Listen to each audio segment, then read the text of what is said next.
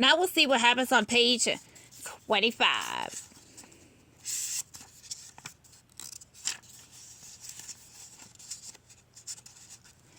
Scooby-Doo stares at the creepy hand poking out a tent flap. It looks weird. It smells weird. No way, Scooby decides.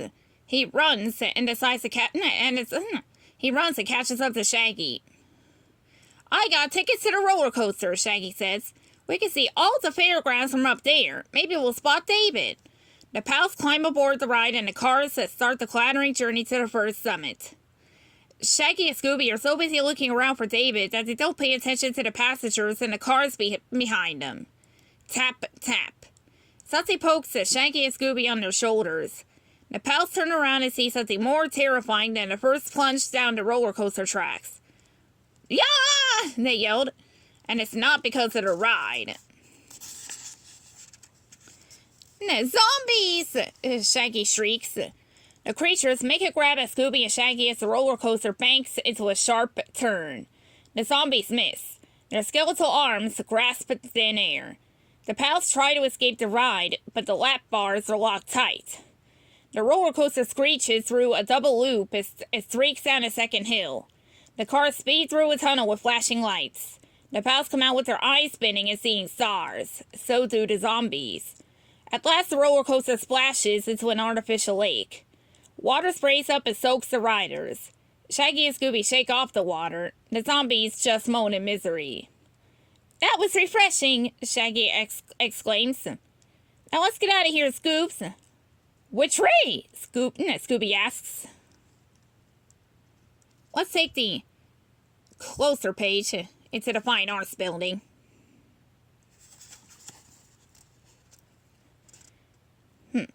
Shaggy and Scooby make a hasty retreat away from the roller coaster. They run through the deserted fairgrounds looking for the exit.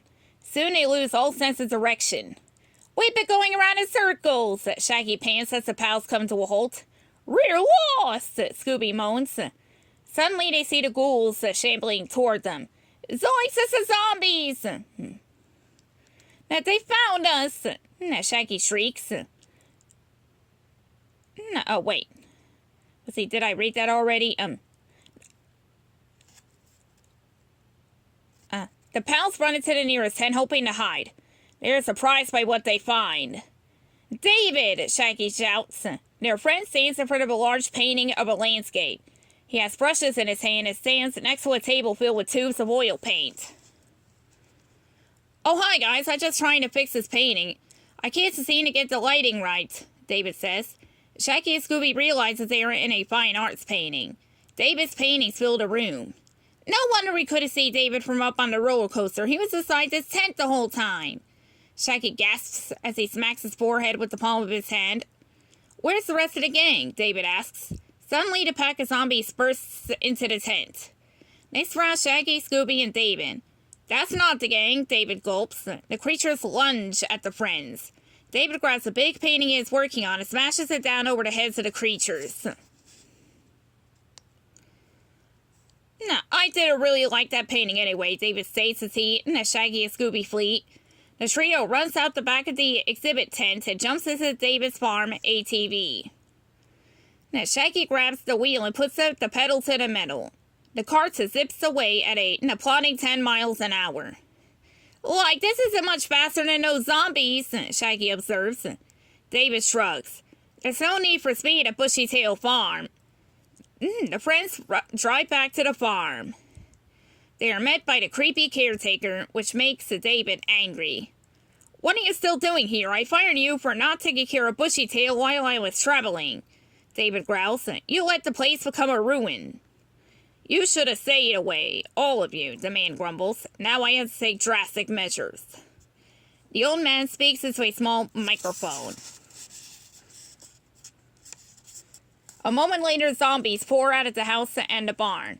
Shaggy and Scooby are shocked to see that Fred, Daphne, and Velma are part of the gruesome group. They've been turned into gray-faced ghouls, too. Now it's your turn to follow my commands, the caretaker says as he dangles a hypnotic pendulum in front of Shaggy, Scooby, and David. Their eyes swirl in their sockets. Scooby-Doo blinks in confusion. Yes, master, Shaggy and David moan. Your wish is our command. Follow me, I have a fortune to claim, the caretaker proclaims. He gestures, and all the zombies shamble after him. Scooby-Doo says. No, what? The old man shouts. My hypnotic power doesn't work on animals. That canny canine fooled me. Scooby-Doo jumps over the zombies and lands on top of the creepy caretaker.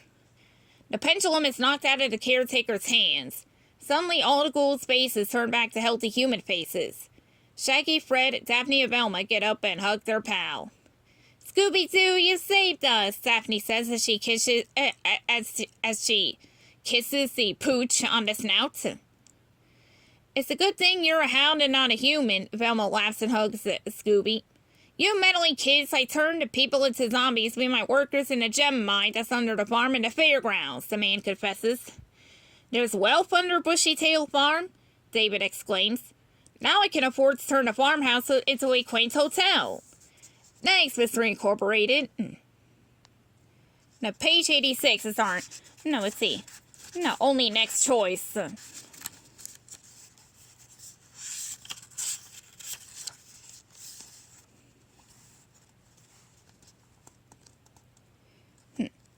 Shaggy and Scooby jump out of the roller coaster car and sprint as fast as their legs can spin.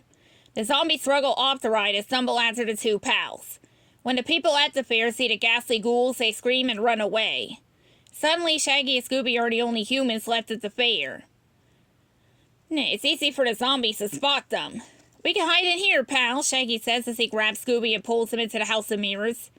Distorted images of the teen and his dog stretch his shrink in the weird light inside the pavilion.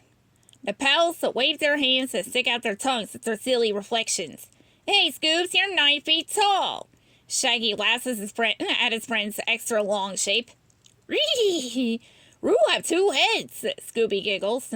Shaggy's eyes go wide in alarm as he looks in the funhouse mirror and sees that he has grown an extra head. It is gray and wrinkled and looks like a rotting raisin. I'm turning into a mutant monster! Now Shaggy yells. Suddenly, a second pair of arms reaches around and clutches him. Like, now I have 4 arms, too! It's a zombie! Scooby yelps and jumps into Shaggy's arms. Only one pair of limbs catches him.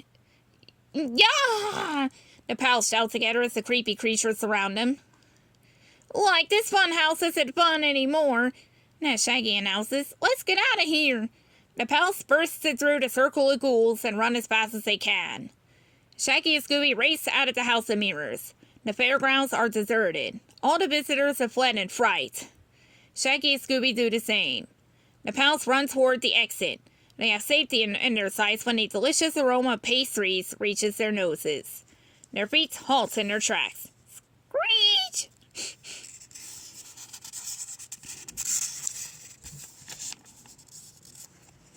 No. Freedom is forgotten. The buddies get on all fours like bloodhounds and follow the scent. It takes them into a staggering sight. Like, how did we miss this? Shaggy gasps as he gazes up at a giant tent that looks like a cupcake castle. Rit looks rummy, Scooby says, his mouth waters so much that it makes a pool of drool. And Shaggy looks to the left and right. He doesn't see any zombies chasing them. I suppose we could take a look inside, Shaggy decides. Velma is so surprised to see a zombie that she drops the flashlight. Oh, wait. Wrong one. Wrong one, sorry.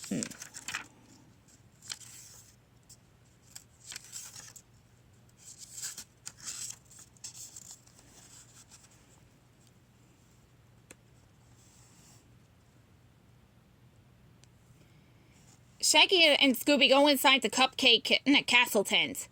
They enter a pastry paradise. There are shelves filled with cakes and tarts and pies of every kind stacked up to the ceiling. Like, pinch me, I'm dreaming, Shaggy sighs. Ow! Shaggy chuckles as he quickly hides his paw behind his back. Hey, I recognize these cupcakes. They're whammy Grammy cupcakes, Shaggy says. He looks around the tent. He and Scooby are the only ones there. Do you think it would be okay if we had a little taste? You know, like, samples? Shaggy reaches out and takes a cupcake, but he knows it. He has an armload. What are you doing here? A voice demands. Zoinks! Shaggy yelps and jumps in surprise as an old woman pops up from behind one of the shelves. It's a zombie! Scooby wails. Scooby is so startled that the sweets in his grasp go flying into the air. Scooby gobbles them up before they hit the ground. I'm not a zombie, I'm just a little old lady, the woman says. Scooby-Doo isn't convinced at first. He sniffs the woman as she smells the cake and frosting. She smells rummy, Scooby declares. It's not safe for you to be here, Shaggy warns the old woman. There are zombies on the loose. Suddenly, a gang of ghouls rushes into the cupcake tent. Shaggy and Scooby shriek in fright, and their hair stands on end. Lady, look out! Shaggy shouts. Oh, they won't hurt me, the old woman assures them. She cackles with hideous laughter. They're my sons! Gruesome zombies surround Shaggy and Scooby, and the old woman stands in the center like their queen.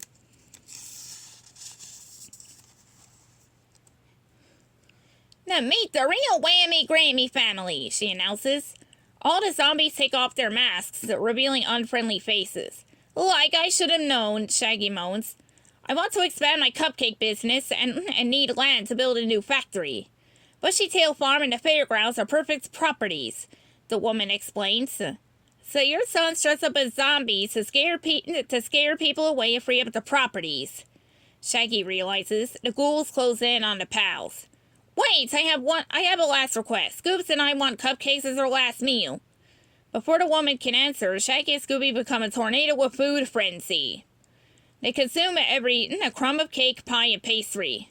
You ate all my inventory! I'm a ruin, the woman wails. You meddling kids. Sweet victory, Shaggy burps. Alright, that's all of it. Scooby and Shaggy's paths covered in this book. Now we just got one of our other starting paths here.